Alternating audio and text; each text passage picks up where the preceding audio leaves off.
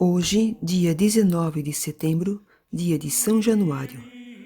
Nápoles, cidade italiana construída numa baía maravilhosa, de clima suave, onde vive um dos povos mais exuberantes e expansivos da terra, que está em festa.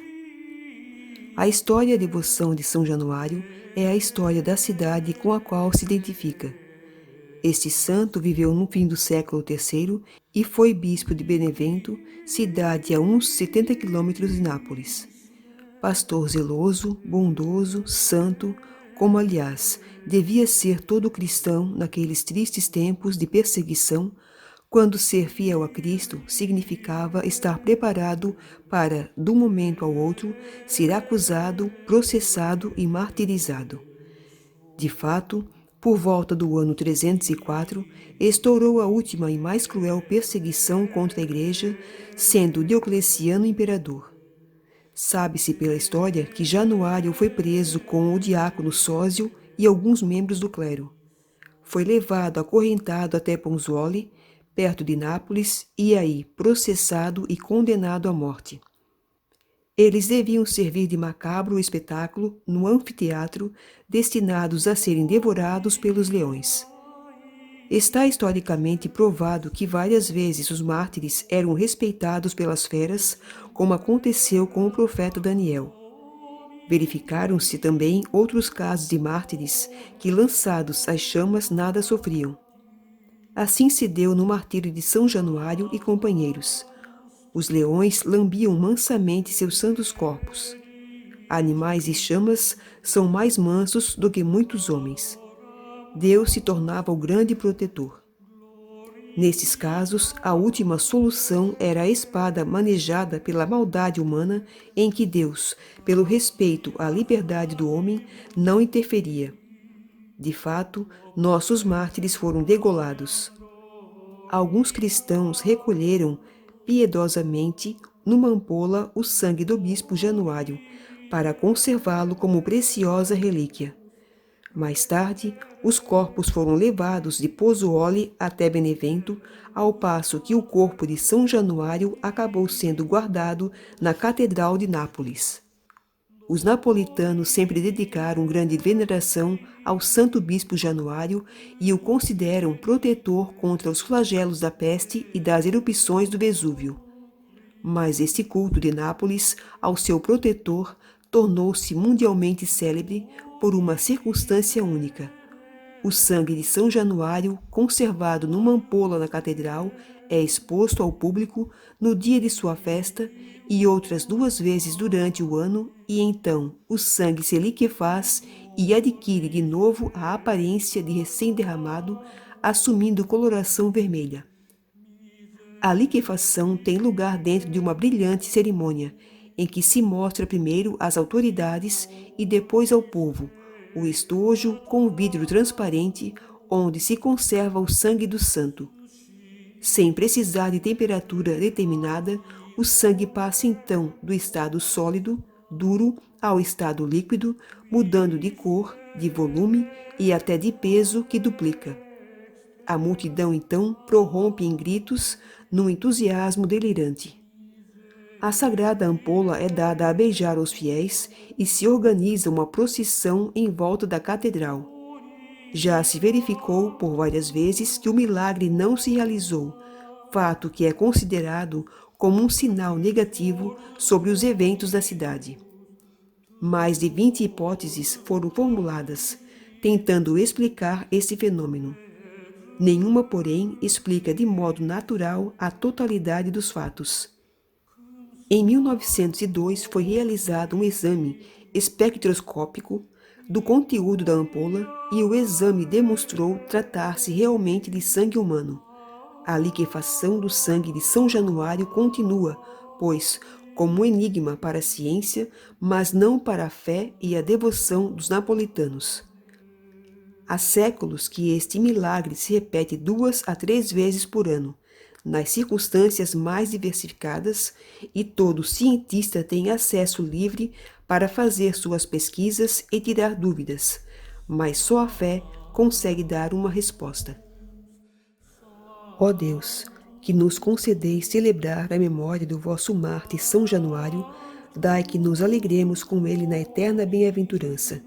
Por nosso Senhor Jesus Cristo, vosso Filho, na unidade do Espírito Santo. Amém. São Januário, rogai por nós. Hoje, dia 19 de setembro, dia de Nossa Senhora de La Salette. Nos belos Alpes da França existe uma montanha chamada La Salette. Ela fica na diocese de Grenoble. Em setembro do ano de 1846, 2 crianças pastoreavam ovelhas no alto da montanha. Um menino chamado Maximin Giraldi, de 11 anos, e a adolescente Melanie Calvat, de 15 anos. As 2 crianças tinham pouco estudo por causa do difícil e exigente trabalho que faziam. Em uma tarde, enquanto esperavam a hora de voltarem para casa, viram uma forte luz e uma bela senhora sentada numa pedra, com belos trajes de camponesa. Era uma belle dame, como eles definiram. Ela tinha na cabeça um diadema dourado e pisava sobre lindas flores, que desapareceram quando ela foi embora. A senhora estava chorando e disse: "Vinde, meus filhos, não tenhais medo. Estou aqui para contar uma grande novidade. Se meu povo não quiser aceitar, vejo-me forçada a deixar cair o braço de meu filho. É tão forte e tão pesado que não posso mais segurar. Há tanto tempo que sofro por vós." E a Virgem continuou num bonito diálogo com os pequenos pastores: "E vocês, fazem bem as orações?" Eles responderam: "Não muito bem." E Maria continuou: "Meus filhos, é preciso fazê-las bem, à noite e de manhã. Quando não puderem rezar, recitem ao menos um Pai Nosso e uma Ave Maria. Mas quando tiverem tempo, é preciso rezar mais." As crianças estavam maravilhadas com aquela visão, e Nossa Senhora continuou: "Os que conduzem os carros de boi não o fazem sem abusar do nome de meu filho. Se a colheita se estraga, não é senão por vossa causa. Bem vô-lo mostrei no ano passado com a colheita das batatas e não fizestes caso. Ao contrário, quando encontráveis estragadas, era então que em tom de revolta pronunciáveis o nome de meu filho." As crianças reconheciam que essas coisas realmente tinham acontecido com o povo daquela região. "Se tiverdes trigo, não o semeeis, pois os animais comerão tudo. O que semeardes e o que vingar, reduzir-se-á a pó quando for malhado. Sobrevirá uma grande fome. Os outros farão penitências pela fome. As nozes estragar-se-ão, as uvas hão de apodrecer. Porém, se vocês se converterem, até as pedras e as rochas se transformarão em montões de trigo, e as batatas aparecerão semeadas por sobre a terra." Nossa Senhora pediu que no local da aparição fosse construída uma igreja e que se fundasse uma congregação, para a qual ela mesma ditou os fundamentos e as regras. Após alguns momentos, Nossa Senhora foi desaparecendo, a luz diminuindo e ela foi embora. Maximin quis pegar uma das rosas que estavam embaixo dos pés da Virgem, mas elas desapareceram. Os pastores então correram para falar com seus pais e seus patrões. Nos dias que se seguiram, muitas romarias começaram a subir a montanha até o local da aparição, e muitos milagres começaram a acontecer. O bispo de Grenoble fundou a Congregação dos Missionários para construírem um santuário no lugar das aparições. O santuário tornou-se a Basílica de Nossa Senhora da Salete. Isso aconteceu no ano de 1878, por bênção papal. Os missionários tinham ainda a missão de divulgar a mensagem de Nossa Senhora da Salete, que assim passou a ser chamada por causa da montanha de La Salette onde ela apareceu.